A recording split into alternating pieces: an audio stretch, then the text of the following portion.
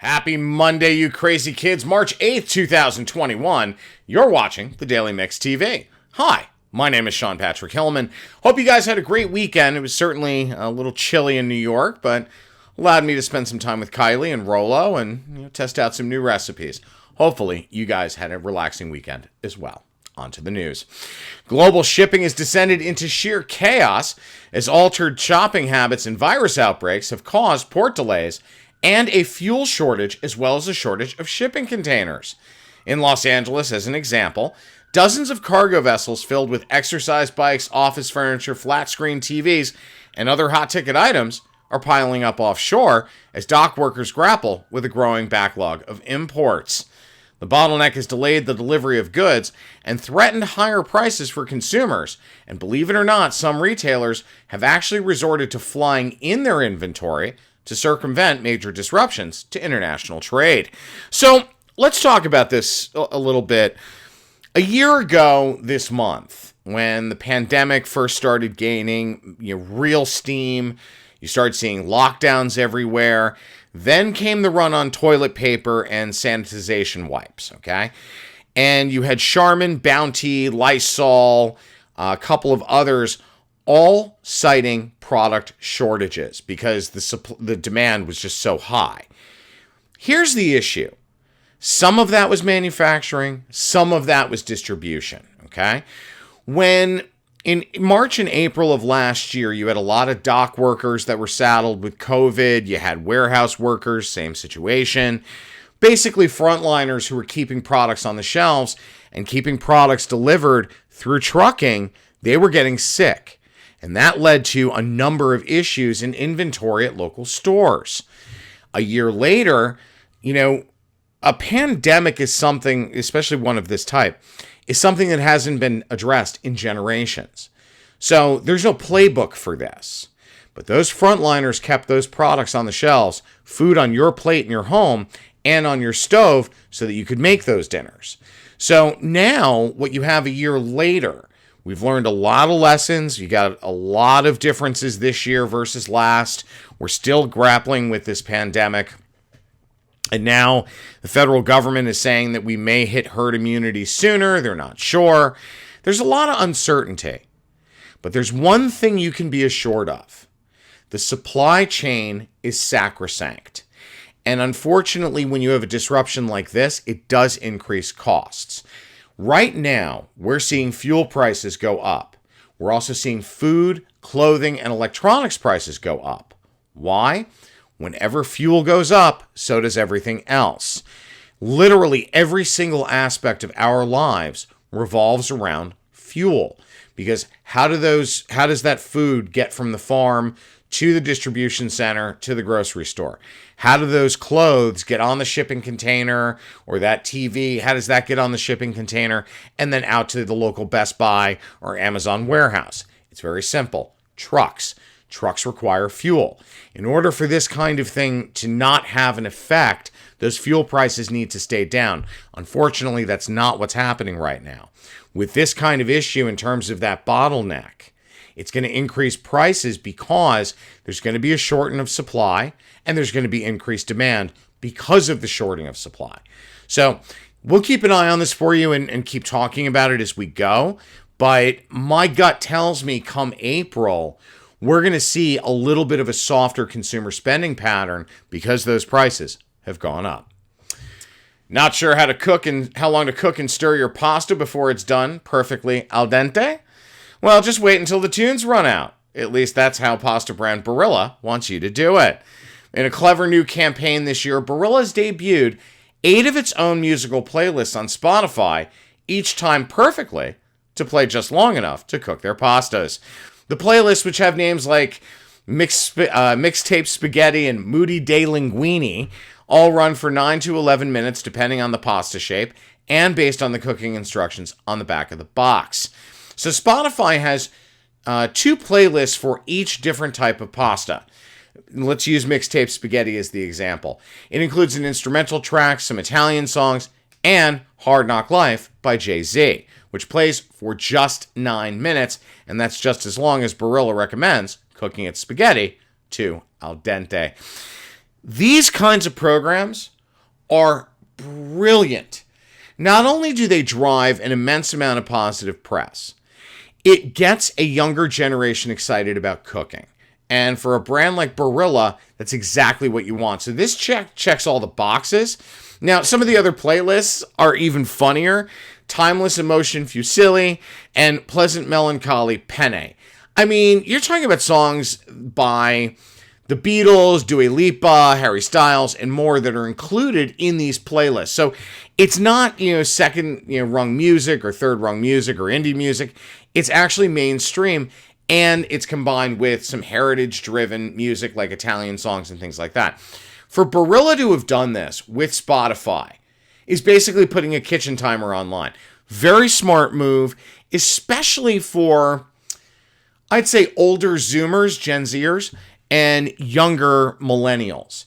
Because a lot of them have never made pasta, or, it's been made for them and they want to make pasta like they have in a restaurant, but they don't know how, and they end up overcooking it, so it becomes mushy, or they undercook it, in which case it's crunchy. They get frustrated.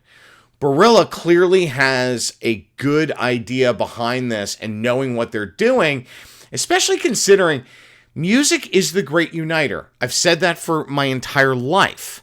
So when you look at a program like this, smart move by Barilla, especially given their somewhat shady past. It looks like a new collaboration is in the offering that could send fashionistas onto the catwalk.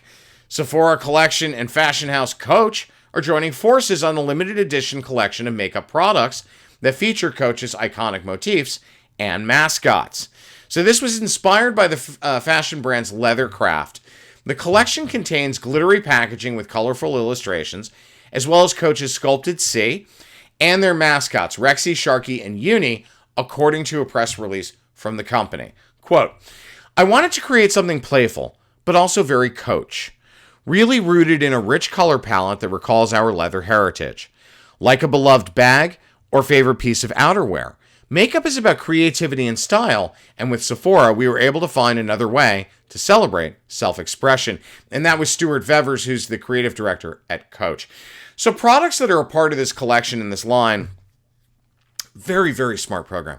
Rexy eyeshadow palette, Sharky eyeshadow palette, and Uni face palette, as well as a T-Rose brush set, T-Rose lip gloss set, T-Rose eye mask set, and then finally, a T-Rose nail set.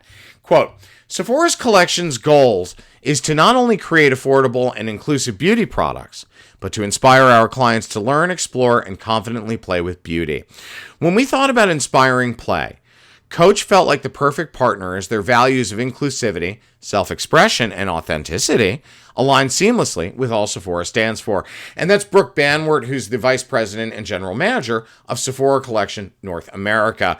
Now, consumers can find these limited edition Coach and Sephora Collection products at both Sephora and select Coach stores, as well as at sephoraandcoach.com. So, you guys know how much I love collaborations. For Sephora, which, again, remember, because I talked about this last week, I was part of the original launch team that brought the Sephora concept to the US. This collaboration is utter brilliance. It checks off every box. You look at the brand DNA, the very makeup, pun very much intended, of your brand, and Coach and Sephora hit the nail on the head with a sledgehammer. It is absolute brilliance. Now, the colors and the naming conventions, all of those things, certainly ladder up to those brand DNAs. When you look at their consumer pattern, okay, their consumer demography, Sephora and Coach, this makes all the sense in the world, and it also gets Sephora out of their own four doors. Remember, last week we talked about Sephora and their partnership with Kohl's for a store within a store concept, as well as their rollout of an additional door count as silo doors. For them to be able to make this announcement a week later is absolutely brilliant. I can't wait to see and hold those products myself. When you look at what Stuart Vevers was saying in terms of that rich color palette, recalling their leather heritage, and then finding a brand that could help them celebrate self-expression. Sephora from day one has always been about self-expression. So that makes a lot of sense. Then when you backtrack into Brooke Banwort's quote, talking about the perfect partner, inclusivity, self-expression, and authenticity, absolutely spot on. I really am excited about this and can't wait to see what the results are. Okay, here's something most of you don't know. One of my first vehicles was a Jeep Grand Cherokee, and it was from the original production run back in the early 90s. That's when I got it. Literally came right off the assembly line. So to be able to talk about this next story, it does put a smile on my face, and it is interesting. Jeep's soon-to-be revealed Wagoneer and Grand Wagoneer products will be the first vehicles in the industry to integrate Amazon Fire TV for Auto into their vehicles, according to the automaker. Now, in-car connectivity is going to allow passengers to stream their favorite shows or movies together or separately while staying linked to their digital lives. So they'll have access to their apps and, believe it or not, even Alexa. So passengers can view Fire TV in high definition from the rear seats, but the front passenger absolutely will be able to see the screen. The driver will not, thanks to a privacy filter that comes up as soon as the car begins to move. When the vehicle's in park, the driver can also look at the Fire TV on the main, Uconnect 5 screen. So in the Jeep dashboard right here is the Uconnect system, which is GPS, entertainment, all that stuff. And what basically they're doing is they're adding a privacy filter to the left lean so that the driver can't see it. But that privacy filter comes down when you stop. So for them to do that and to be the first to market with this is absolutely brilliant. Now, here's another thing that's fun. The content on your Amazon account will sync with this Fire TV just like all of the others. So with Fire TV built in, you could be sitting in your living room with your children watching, a kid's TV show, and then you've got to go to school or run an errand. You can actually stop it, go into the car, and basically play from where you left off in your home. So that's kind of funky. Now, the Jeep Wagoneer and Grand Wagoneer for model year 2022 are set to be revealed via a live stream at noon on March 11th on all of Wagoneer's social media channels. That includes Facebook, Instagram, Twitter, and Jeep's branded YouTube page. So the brand released this 15-second teaser. Check it out.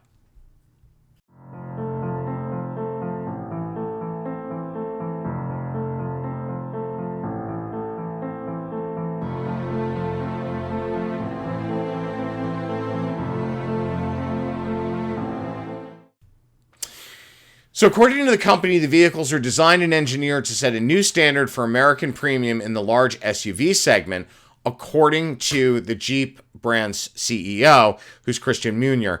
So with Fire TV for Auto, the Uconnect experience gets to expand its functionality outside of the vehicle. It isn't just about entertainment or a radio or vehicle diagnostics. Now it's about full entertainment, which is very interesting.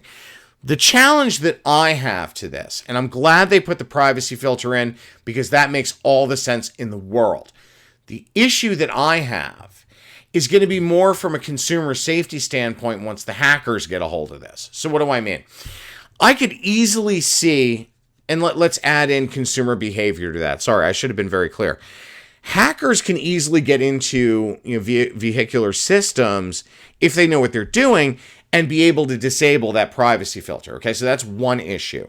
The other issue from a human condition standpoint, think about this. How many times have you been in the kitchen and the TV's playing in the other room or just out of sight, but you can hear it, and a big event happens on the TV show you love or the movie you were watching, and you all of a sudden jerk your head? It happens to all of us. I found myself doing it last night. So if a driver's driving and listening to, any TV show you can think of, and a big sequence happens, all of a sudden that driver may go like this and end up driving off the road or getting into an accident. So from that standpoint, I've got an issue. Other than that, for Jeep, it's very smart, innovative, getting to the market first. I'm going to be interested to see what happens with Jeep in terms of the issue with the Cherokee Nation and their request for Jeep to stop using their name. I have a feeling they're pushing more on Wagoneer and Grand Wagoneer for that very reason. All right, guys, I'm out of time. My name is Sean Patrick Hillman. If you guys have any questions, comments, or story ideas, please email thedailymixtv@gmail.com. Have a great one. We'll see you tomorrow on Tuesday.